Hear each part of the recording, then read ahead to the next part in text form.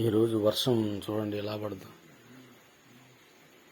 గుంతల మెట్టలు ఎక్కువ చూడు ఎట్లా ఉన్నది. అనుకోకుండా వర్షం వచ్చేసింది ఈరోజు.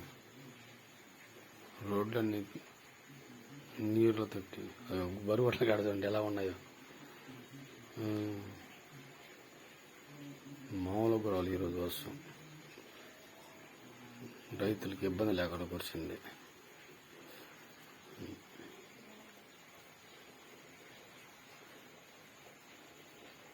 ఈ రోడ్డు అంతా బురద బురదగా ఉంది.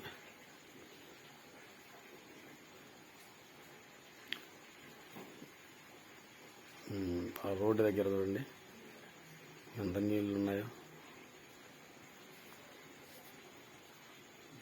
అది పెద్ద గుంత మా ఇంటి ముందు.